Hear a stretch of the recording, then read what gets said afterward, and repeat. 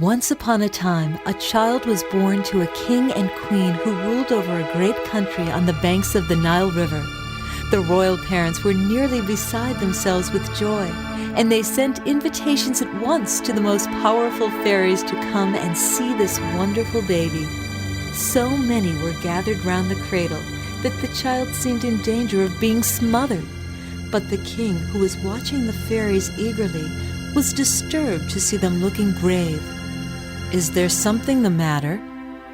The fairies looked at him, and they all shook their heads at once. "He is a beautiful boy, and it is a great pity, but what is to happen will happen," said they. "It is fated that he must die either by a crocodile, or a serpent, or by a dog. If we could save him, we would, but that is beyond our power." And so saying, they vanished. For a time the king and queen stood where they were, horror-stricken at what they heard. But being of a hopeful nature, they began at once to invent plans to save the prince from the dreadful doom that awaited him. Instantly, the king sent for his master builder and bade him to construct a strong castle on the top of a mountain, which should be fitted with the most precious things from the king's own palace, and every kind of toy a child could wish to play with. What's more, he gave the strictest orders that a guard should walk round the castle night and day. For 4 or 5 years, the baby lived in the castle alone with his nurses, taking his airings on the terraces, which were surrounded by walls, with a moat beneath them, and only a drawbridge to connect themselves with the outer world. One day, when the prince was old enough to run quite fast by himself, he looked from the terrace across the moat and saw a soft, fluffy ball of a dog jumping and playing on the other side.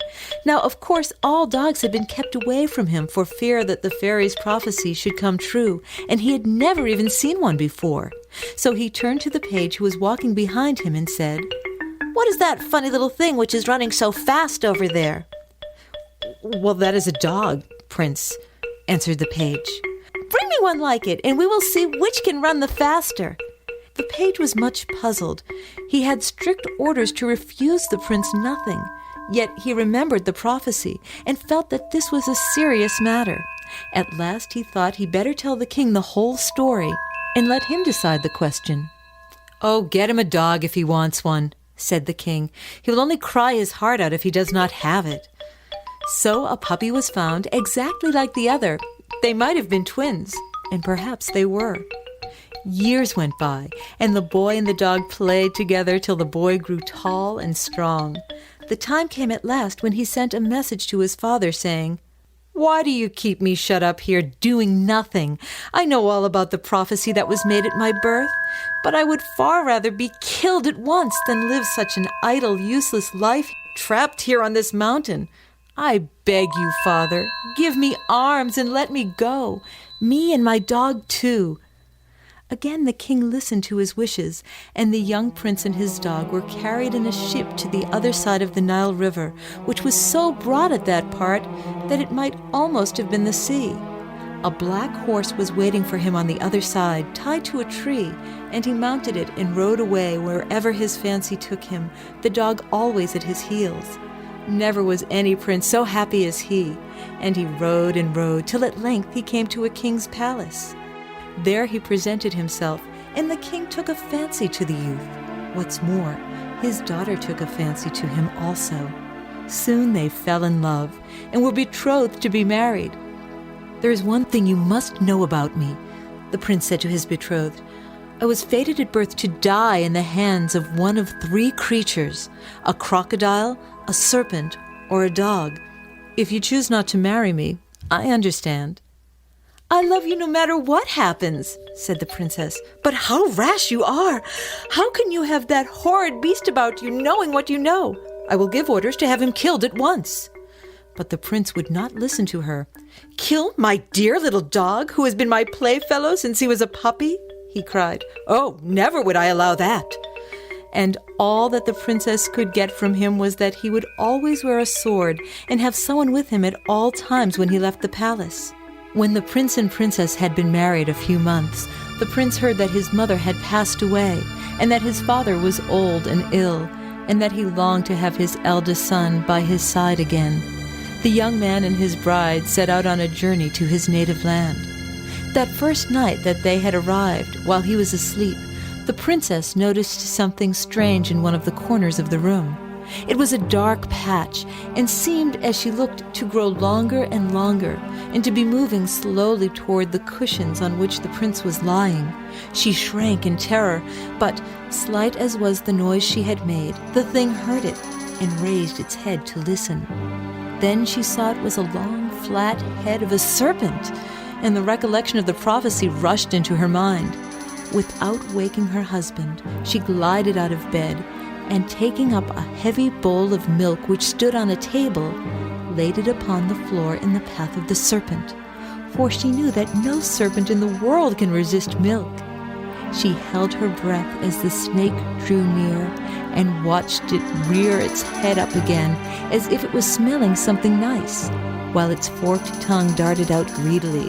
At length its eyes fell upon the milk, and in an instant it was lapping it up so fast that it was a wonder the creature did not choke, for it never took its head from the bowl as long as a drop was left in it. After that it dropped on the ground and slept heavily. This was what the princess had been waiting for. Summoning her guards, she ordered the serpent to be captured into a large basket with a tight-fitting lid, having enough food to keep the creature for a while, and ordered the basket to be sent to a very far distant land. Soon after their arrival, the old king sadly died. They gave him a magnificent burial, and then the prince had to examine the new laws which had been made in his absence, and do a great deal of other business besides, till he grew quite ill from fatigue, and was obliged to go away to one of his palaces on the banks of the river in order to rest. Here he soon got better, and began to hunt, and wherever he went, his dog, now grown very old, went with him. One morning the prince and his dog were out as usual, and in chasing their game, they drew near the bank of the Nile River. The prince was running at full speed after his dog when he almost fell over something that looked like a log of wood which was lying in his path. To his surprise, a voice spoke to him, and he saw that the thing which he had taken for a branch was really a crocodile. "You cannot escape from me," it was saying when he had gathered his senses again. "I am your fate, and wherever you go and whatever you do, you will always find me before you. There is only one means of shaking off my power. If you can dig a pit in dry sand which will remain full of water, my spell will be broken. If not, death will come to you speedily. I give you this one chance. Now go." The young man walked sadly away, and when he reached the palace he shut himself into his room, and for the rest of the day refused to see anyone, even his wife. By sunset, however, the princess grew quite frightened, and pleaded with him so compellingly that he let her come in. "How pale you look!" she cried. "Has anything hurt you? Tell me, I pray you, what is the matter?" So the prince told her the whole story, and of the impossible task given him by the crocodile. "How can a sand hole remain full of water?" asked he. "Of course it will all run through. The crocodile called it a chance, but he might as well have dragged me into the river right then and there. Truly, I cannot escape him." "Oh, if that's all it is," cried the princess, "I can set you free myself, for my fairy godmother taught me to know the use of plants, and in the desert not far from here there grows a little four-leaved herb which can keep water in a pit for a whole year. I will go in search of it at dawn, and you can begin to dig a hole so that it's ready on my return." To comfort her husband, the princess had spoken lightly and gaily, but she knew very well in her heart that she had no light task before her.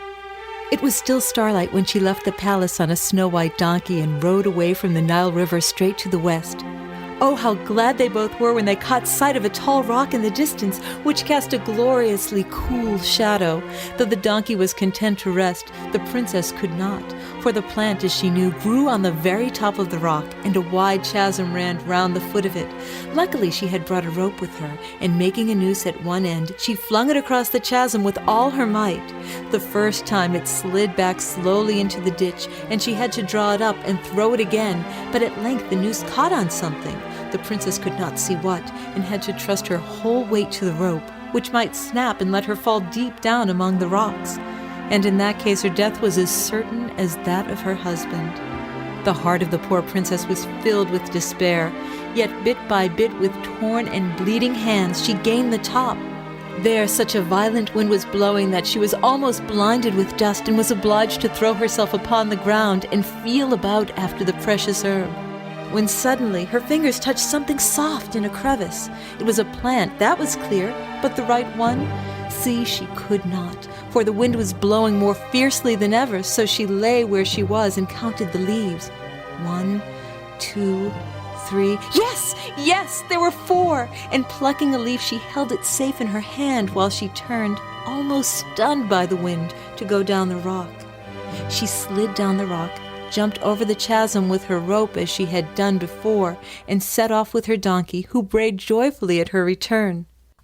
On the bank of the Nile River the donkey halted, and the princess rushed up to the prince. He was standing by the pit he had dug in the dry sand, with a huge water pot beside it. A little way off the crocodile lay blinking in the sun, with his sharp teeth and whitey-yellow jaws wide open. At a signal from the princess, the prince poured the water into the hole, and the moment it reached the brim, the princess flung in the 4-leafed plant. For half an hour they stood with their eyes rooted to the spot, but the hole remained as full as at the beginning, with the little green leaf floating on the top. Then the prince turned with a shout of triumph, and the crocodile sulkily plunged into the river. The prince had escaped forever, the second of his 3 fates. He stood there looking after the crocodile and rejoicing that he was free, when suddenly he was startled by a wild duck which flew past them. In another instant, his dog dashed by in hot pursuit and knocked heavily against his master's legs. The prince staggered, lost his balance, and fell backward into the river, where the mud and the rushes caught him and held him fast. He shrieked for help to his wife, who came running, and luckily she brought her rope with her. The prince was pulled to shore, as well as his poor old dog, who had also fallen in the river. "My wife," he said, looking into her eyes with great fondness, "you have been stronger than my fate."